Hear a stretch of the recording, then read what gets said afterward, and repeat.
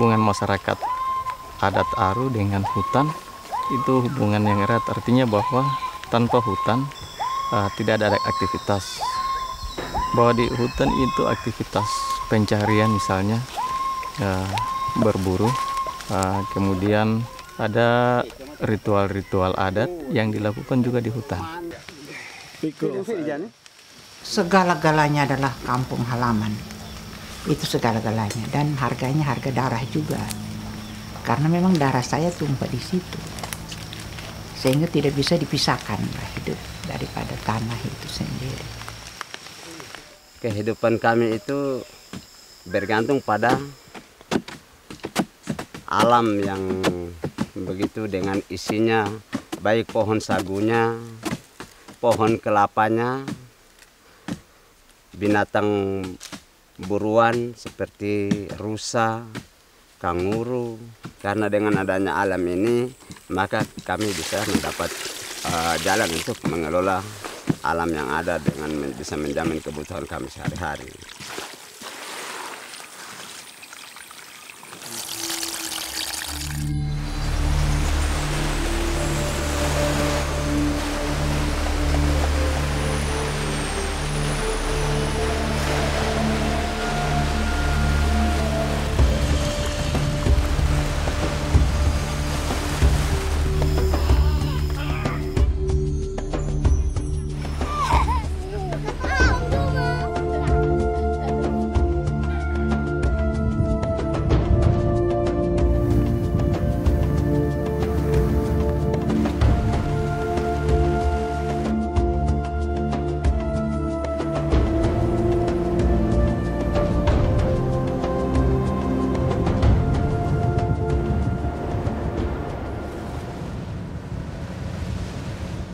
Ya, Kabupaten Kepulauan Aru atau sering disebut Jargaria, artinya Pulau Aru. Masing-masing penduduk atau komunitas itu dengan wilayah-wilayah petuanan tertentu yang sudah terbagi habis. Kepulauan Aru ini adalah sebuah daratan yang bisa dibilang sebetulnya adalah bagian ekologi dari wilayah Papua. Walaupun secara administrasi dia masuk ke dalam administrasi Maluku. Dan jika kita lihat di sana sangat unik karena pulaunya terpisah, artinya terfragmentasi dari daratan Papua sama Australia. Namun uniknya di sana kita bisa menemukan kanguru, cendrawasih, kayu merbau yang notabene itu adalah flora fauna khas di Papua gitu. Bahkan kanguru yang adanya di Australia pun kita bisa temukan di sana. Justru itu sebetulnya suatu keunikan yang seharusnya bisa dijaga, bisa kita lestarikan. Bagaimana wilayah Aru yang unik ini tetap ada dan lestari dengan menjaga hutan-hutan yang ada di sana. Di Kabupaten Kepulauan Aru hutannya masih perawan.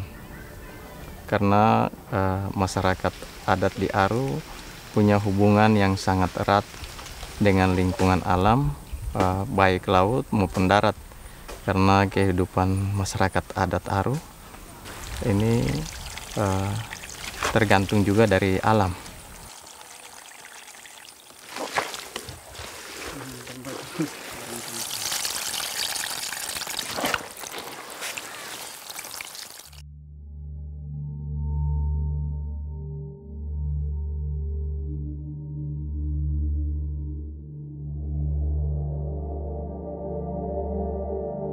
Tahun 2000, sekitar 2011, tiba-tiba masyarakat dikejutkan dengan hadirnya pesawat Susi Air yang ternyata datang untuk mengadakan survei tanpa sepengetahuan masyarakat. Jadi sudah dia coupling itu tanah yang Tordauk itu, yang milik Galagoy dan Siruk itu.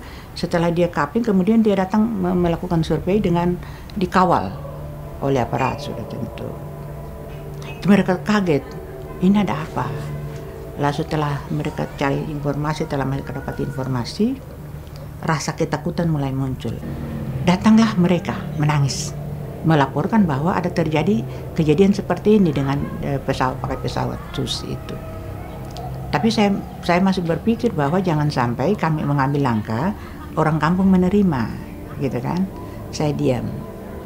Beberapa bulan kemudian datang lagi mereka, menangis lagi. Saya masih diam. Yang ketiga kali, terus saya bilang oke, kalau begitu kita siapkan konsep penolakan, ulang dan kamu tanda tangan bahwa kamu menolak. Sebab kalau tanpa itu kami pun tidak bisa berbuat apa-apa. Nah setelah tanda tangan bawa ke saya berpikir tapi ini kan tidak mungkin, kalau satu kampung saya tidak mungkin. Ketemulah saya dengan Mika, anak muda itu. Mulai terjadi pergerakan-pergerakan itu. Tua-tua adat berangkat ke Jakarta menghadap Menteri Kehutanan. Menteri Kehutanan katakan bahwa alangkah baiknya kalau penolakan itu dari semua desa. Ketika kita mendengar rencana investasi perkebunan Menara Group awalnya, lalu kami sebagai masyarakat adat Aru, pemuda bersama-sama dengan tokoh-tokoh adat, tokoh masyarakat, dan yang tidak kalah penting juga ibu-ibu, gerakan perempuan yang menjadi bagian penting dalam pergerakan ini. Puncaknya ketika pada tahun 2013 izin prinsip yang dikeluarkan oleh Menteri Kehutanan kepada 19 anak perusahaan dari 28 anak perusahaan yang bernaung di bawah konsorsium Menara Group. Lalu kita bersama-sama dengan masyarakat, kepala-kepala desa di Kabupaten Kepulauan Aru, kemudian pemilik petuanan,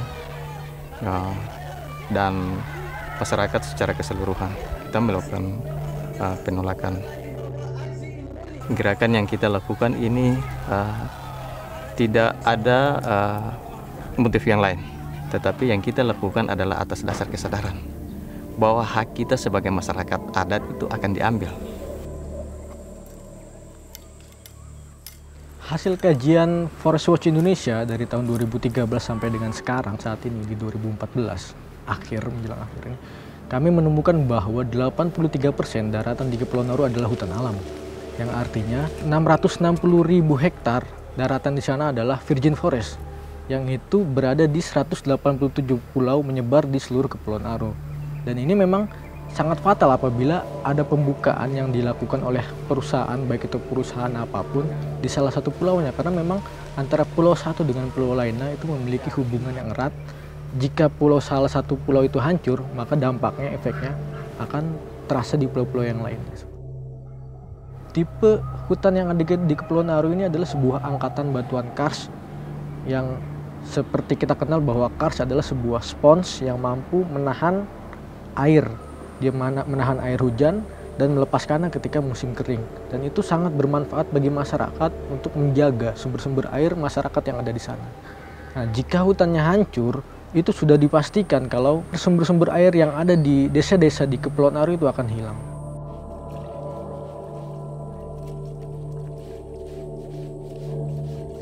%85 dari kebutuhan hidupnya digantungkan di situ.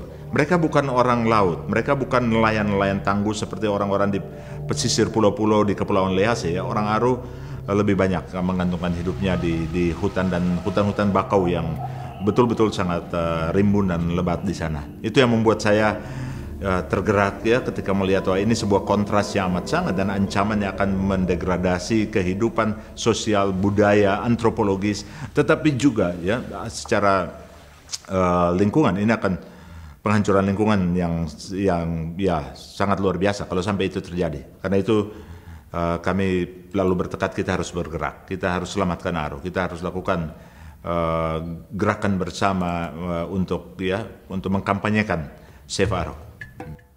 Bagaimana menggerakkan itu dibutuhkan konsistensi.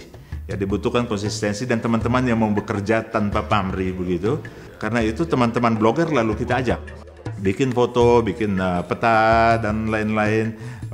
Kemudian bagaimana mereka mengkampanyekan lewat jejaring blogger mereka. Kemudian dipublikasi melalui media-media sosial, Twitter, Facebook dan lain-lain. Kemudian kita dorong lagi masuk ke perluasan networking ya selanjutnya. Bagaimana musisi ditarik masuk? Bagaimana teman-teman hip hop? Oke, mereka bikin musik, bikin hip hop tentang Aru. Bagaimana teman-teman yang sastra? Mereka galang 2 buku puisi tentang Aru dari seluruh Indonesia. Nah, akhirnya gerakan yang dilakukan oleh masyarakat di Kabupaten Kepulauan Aru, masyarakat adatnya mendapat perhatian yang luar biasa, puji Tuhan luar biasa, sehingga masalah Aru ini menjadi masalah dunia. Banyak penolakan-penolakan yang dilakukan oleh masyarakat itu mendapat dukungan, banyak dukungan dari berbagai macam pihak. Karena banyaknya dukungan, karena banyaknya tentangan, banyaknya unjuk rasa yang dilakukan oleh masyarakat, pihak Menara Group tidak bisa melaksanakan syarat-syarat mereka melakukan tanda batas dalam jangka waktu 1 tahun. Sehingga di Februari 2014, kegiatan Menara Group itu di Kepulauan Aru batal dengan sendirinya, sesuai dengan peraturan Menteri Kehutanan tentang pelepasan kawasan hutan.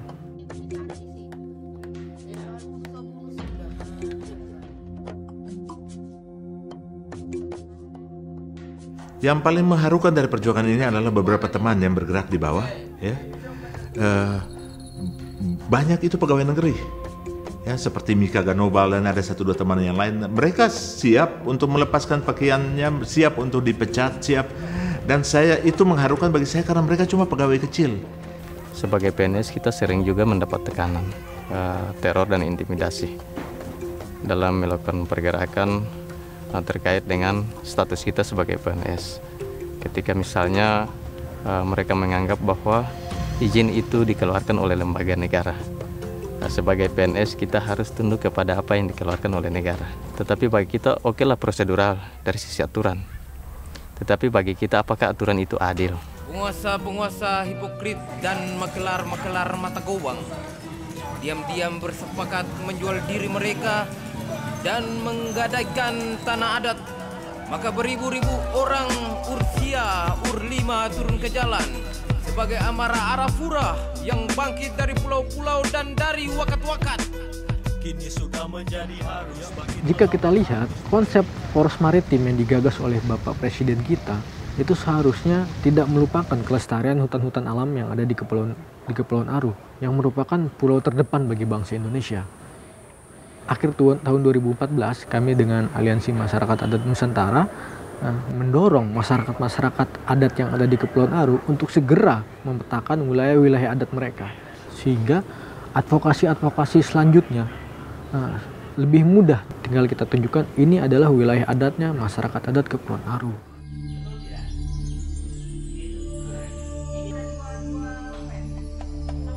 NKRI itu baru ada tahun 45. Tetapi nenek moyang kami hidup di negeri ini sudah jauh sebelum, ribuan tahun sejak dahulu kala, bahkan sejak purbakala.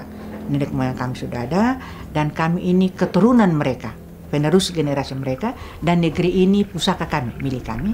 Kami tidak akan pernah memberikan kepada siapapun dalam bentuk apapun. Itu harga mati yang tidak boleh kami berikan kepada siapapun. Karena itu pemberian Tuhan yang harus kami jaga, kami pelihara, kami lestarikan untuk kelestarian anak cucu yang akan datang. Walaupun kami dianggap bodoh, tapi ketika kami bersatu dan ternyata kami berhasil mengusir si raksasa PT Menara Group itu.